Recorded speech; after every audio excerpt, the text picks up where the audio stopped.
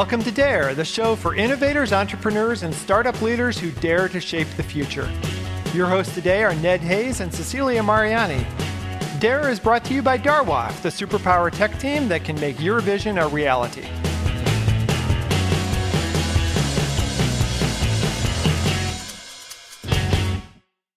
The Dare Show is happy to welcome Stefan Harrigan to the show today. He's from the Metro Atlanta Chamber. It's a 165-year-old organization based in Georgia that represents businesses, college and universities, and meeting organizations across 29 counties in the nation's sixth largest market. A number of amazing companies are based in Atlanta. There's a great film industry there. There's also companies like Delta, Coca-Cola, and many other companies that make their home or have regional headquarters in the Atlanta area. Stefan has a specific focus in being able to enable foreign-owned companies that are working closely with Atlanta's firms that are looking to internationalize.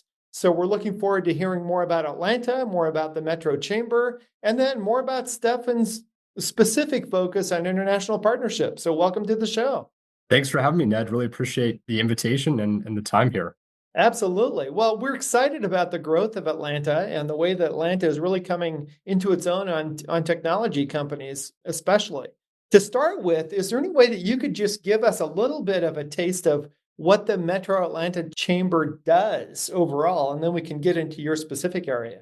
Absolutely happy to. So MAC, as you mentioned, and for short, so I don't say Metro Atlanta Chamber over and over again, MAC, we are the regional chamber of commerce for Metro Atlanta. So we don't just cover the city of Atlanta, which is, of course, an integral part of the region, but we cover 29 counties. It's about 23,000 square kilometers, 6.4 million inhabitants there. And that allows us to work across a wide range of industries. So from technology to advanced manufacturing and logistics, as well as a number of regional partners, both at the local chamber level, our state partners, the utilities as well. So wide range of partnerships there.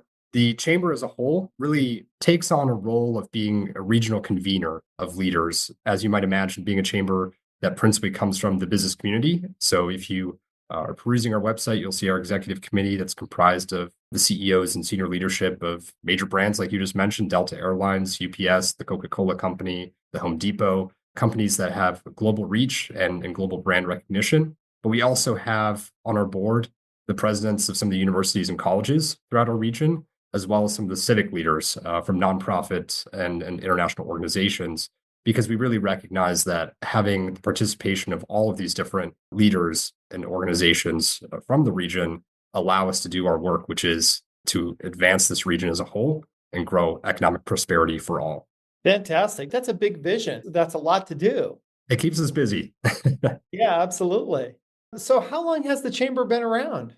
So we are one of the oldest chambers of commerce, founded in 1859, actually. So 165-year-old organization there. One of the oldest in the country, also one of the largest in terms of the dollar revenue that our investor companies represent. So some of those companies that I mentioned there. And that has given us certainly a unique perspective over the years. In fact, actually just last year, we conducted a historical study with the Georgia Historical Society, looking at some of the key initiatives, policy items and agendas that the chamber has been involved with over the year. And it's a pretty remarkable history. It goes well beyond my time at the chamber, certainly. Yeah, but speaking of your time at the chamber, why did you come in there and what kind of mandate do you have? Absolutely. So my role with the chamber on the international team, which is pretty unique for a chamber in the US to have a dedicated international team.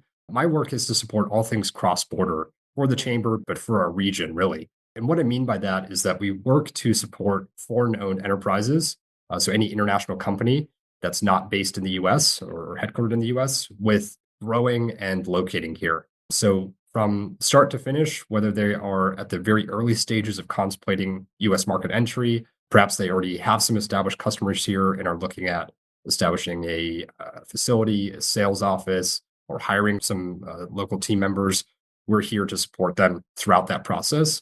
Or if they're already here, assisting them in their expansion. And conversely, because I did say it's all things cross-border, we really look at it from a two-way street perspective. So also supporting our homegrown industries with their internationalization. So we do that through initiatives like the Metro Export Challenge, which just rounded out its pitch day, our annual pitch day event, very much like a Shark Tank style program where companies pitch to an independent panel of international trade experts to essentially receive additional grant funding. So $5, $10, and $15,000 rewards are provided there.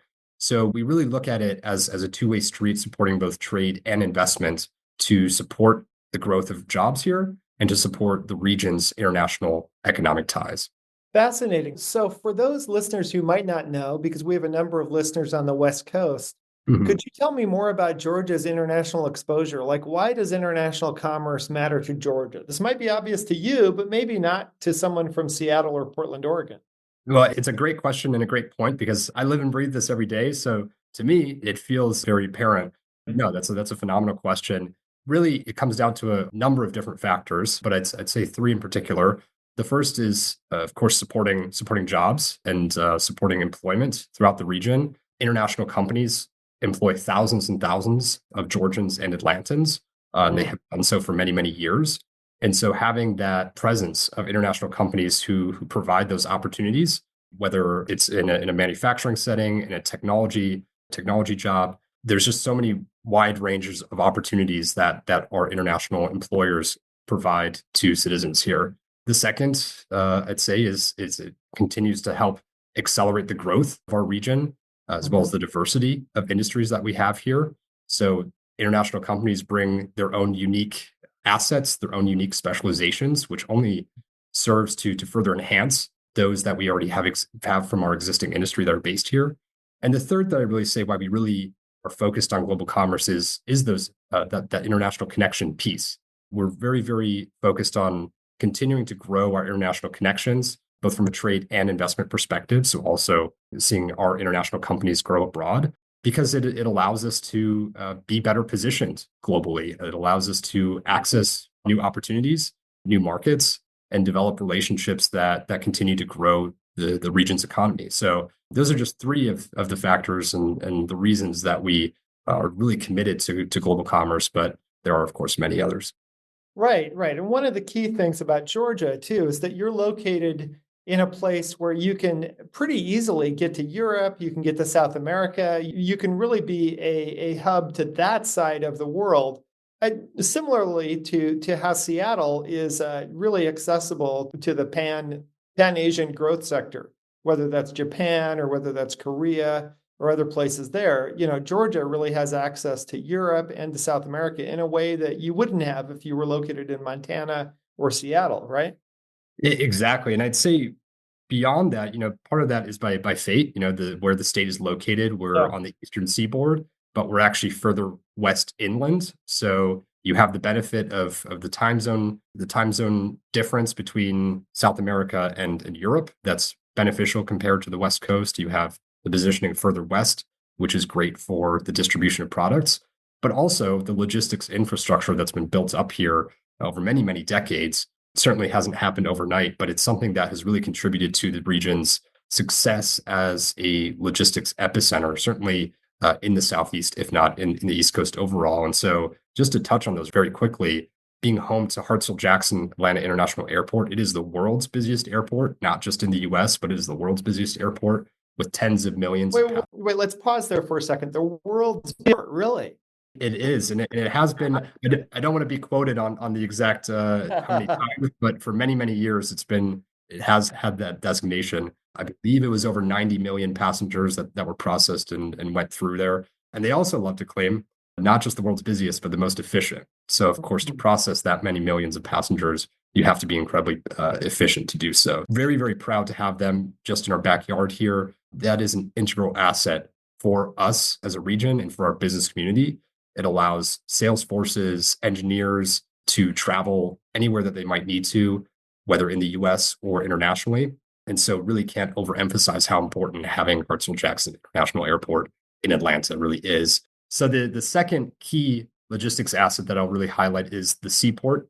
So not directly in the Metro Atlanta region. It's down in Savannah, in the Port of Savannah, a few hours drive from Atlanta, but it is intimately linked to the economic success of our region and of our state as a whole. So the Port of Savannah is the single largest container terminal in the United States. It's one of the fastest growing ports in the nation.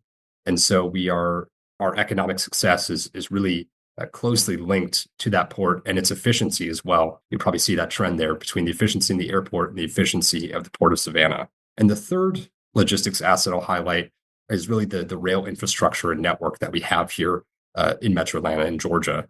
Atlanta was really founded actually as a railroad city. It was the intersecting point of the lines that came from north to south and east to west.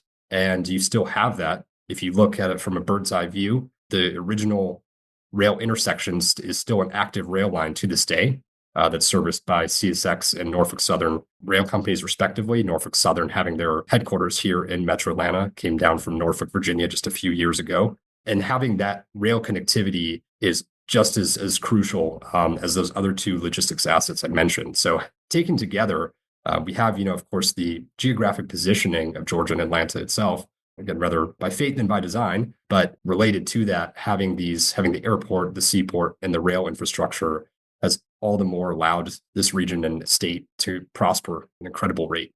Right, right. It's interesting having all of those assets. We think of trains or, surface transportation as being old school, but the honest thing is that even if we're using all these digital technologies like, Amazon.com or AWS or other things online, if you're actually ordering physical goods, they have to get somewhere. They have to Exactly. be transported. And if you're working with a team, even if they're on Zoom, it's a lot easier if it's during work hours for you in South America or Europe. If you're calling somebody at 10 p.m. at night or at 4 a.m., you might not be getting their full attention at that time. Exactly. And I think to build on that, the logistics industry is really undergoing an incredible amount of growth.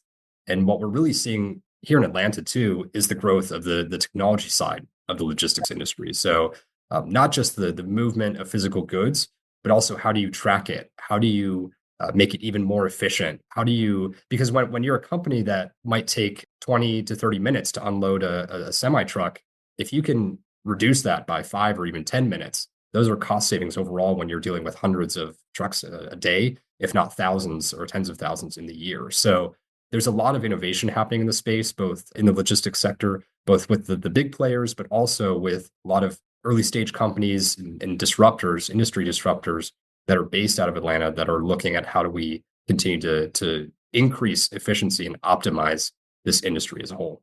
Got it. Okay, fantastic. So, what do you specifically do to create connections between Atlantic-based companies or people based in Georgia and international companies who really want to make inroads into the state or the region?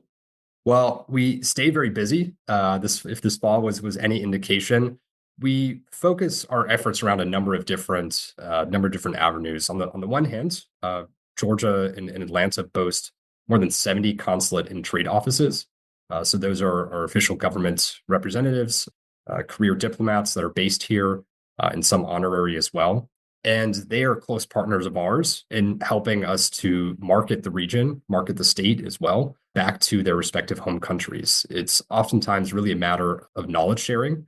You don't know what you don't know. And so Atlanta, even though it might be a known city, it isn't known particularly well respective in respect to what specific industries are strong here, perhaps, or the tremendous amount of growth that we've seen. So we work very closely with our consular and trade partners to continue to share that messaging and make sure that that's being communicated back to their respective home countries as well. We host a great number of international delegations. That's part of my day-to-day job, is to work on recruiting and hosting those delegations, making sure that they have productive itineraries and agendas, that they're really seeing this region and experiencing it to the fullest.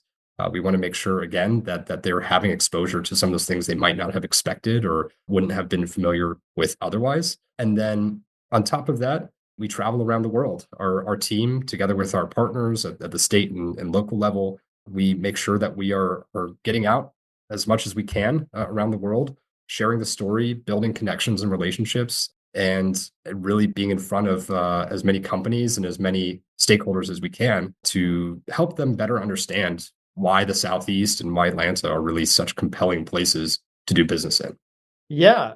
And so part of your work is marketing Atlanta and marketing businesses there to international companies, and then vice versa, marketing international companies to local businesses. Is that accurate? That's pretty accurate. Yeah. And so you've talked a little bit about the advantages of Atlanta in general, and you've kind of outlined that. Can you tell us what you say to local businesses about international companies? Why should they be working with companies that aren't based in the US? What are the advantages? Well, there are quite a number of different advantages. I think one of the key things that we saw perhaps over the last few years, but was really emphasized with COVID was the diversification of your business contacts, your business partners, and your relationships can really have a profound impact on your business, especially for SMEs, but also the large corporate side, depending on on a very small amount of suppliers or very small amount of customers can really be difficult if there are changes then where you no longer have that supplier, you no longer have that customer. When companies diversify their business partners, their relationships, it allows them to be more resilient, both during regular times, but I think especially all the more important during times of economic downturn or uncertainty. So by increasing the number of international companies that are present here, I think provides those continued avenues for our existing industry to foster those relationships, identify new opportunities, and identify more diverse business partners and relationships that they can leverage and take advantage of. Yeah, so the sponsoring company for this podcast, Darwaft, is based out of Cordoba, Argentina, and sources people from across South America and some extraordinary individuals who have a great qualifications to work for the US market, but because they live in places where the cost of living is much lower, they can charge rates that are highly competitive. So is that kind of nearshore experience something that is of interest to US companies? Absolutely, and I'm sure Darwaf can name plenty of examples, but we've seen in markets like Argentina, where there's such a strong tech talent and workforce, we've seen our industry, both big corporates as well as medium and small enterprises, really taking advantage of that. So there's absolutely been already for many years, but especially it continues to accelerate and grow this connection between Atlanta is it's where I am, so I'm in Yeah. particular know of those contacts and those relationships, but we really see those strong connections and those strong business relationships because there's a recognition of that top talent. So it's really a win-win across the board. And our industry is, incredibly happy to have that kind of talent really throughout the greater Americas that they can leverage. When we talk about time zones earlier, for instance, having only a 1 hour time difference, right? It might be 2 hours now with daylight saving time. That is a tremendous asset to have. Yeah, yeah, it really makes a difference for people who are based in the US who really want to not pay as much, and be able to get quality work. The other thing that's interesting is that I've seen in working with a number of companies in the US and with Darwaft and with other companies is that if you do it right, you can almost have teams working on your system 24 hours a day. You can have teams around the world working on your system, and so you just hand off and keep moving. That also allows for real-time security responses, allows for monitoring and pen testing 24/7 rather than being gated by the kind of 8-hour work day that we have here. Instead, you're able to take advantage of those other time zones and other teams working alongside you. Can you name any companies that are working in that fashion that you work with? Yeah, I mean, when we think about globalization, I think this is such a great example of how that can so positively impact business operations and business continuity. Whether you're at home or if you're traveling and you need to get in touch with one of your suppliers, your network partners, things like that. Having that 24/7 coverage, as you just mentioned, is incredible to have. So that's really, I think, one of those examples of how globalization is serving us all incredibly well. In terms of specific company examples, I can just think that many of the companies that we have here who have especially large, say, cybersecurity needs or IT needs, software development needs, have been really well served exactly by the model that you're sharing. I know, for instance, Delta Airlines has operations in India for its IT and some of its digital work taken together with some of its other partners and suppliers around the world, that certainly allows for that type of coverage that you're talking about, having solutions all around. And of course, in addition to its own operations here, it's at its headquarters. So that's just one, but other companies like Equifax, who certainly have operations and talent in Argentina, for instance.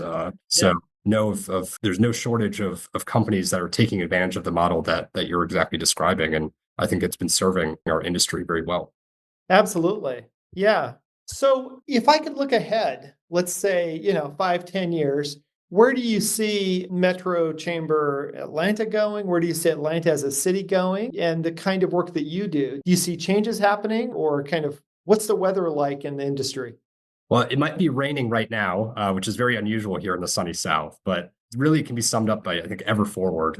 You'll probably see if you peruse our website, we have a little motto that says "Unleash Atlanta's ambition," and I think that really captivates our focus and our goal, which is that Atlanta has achieved a great deal, but we see that there's still so much ahead that this region can offer. And when we just look at the growth that we've seen over the past few years, I mean, Atlanta was the 9th largest metro in 2021. We're now the 6th largest, just 3 years later. In terms of economic growth, we continue to outpace both the Southeast and the US average. So there's just tremendous growth that's happening on both fronts there. We've always had a very strong concentration of business, both large as well as some a very fast growing now entrepreneurial ecosystem. And so just taking together all of these different trends and factors that we're seeing, the indication is really positive. There's a really positive indication of continued growth long term, that these aren't just short-term results that we're seeing, but really indicative of long-term positive growth across the board. Right. Okay. Well, that's great to know. And I have one further follow-up question. I'm curious if you've seen in Atlanta, if you've seen AI kind of change the hiring industry or change in general how business is being done. We've seen AI touch on a lot of sectors. So what's happening with that in Atlanta? That's an excellent question. And I hope you don't mind if I deflect ever so slightly, because I have some very, very intelligent colleagues that are actually working on some great projects on this right now, because there is a great deal of work being done, both at an academic level, as well as with our corporate business community and startups that are very active in the space.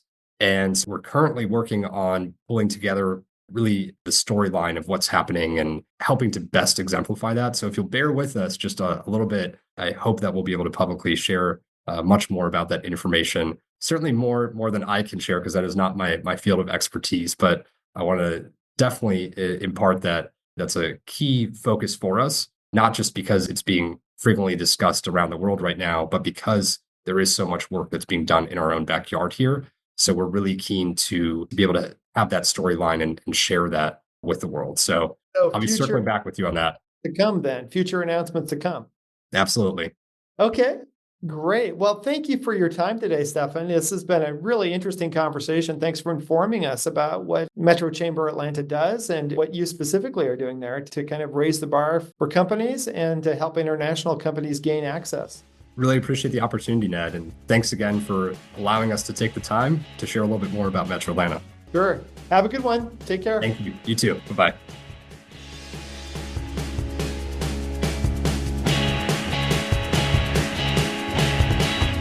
Thanks to our guests today for their great insights on DARE, the podcast for innovators, entrepreneurs, and startup leaders.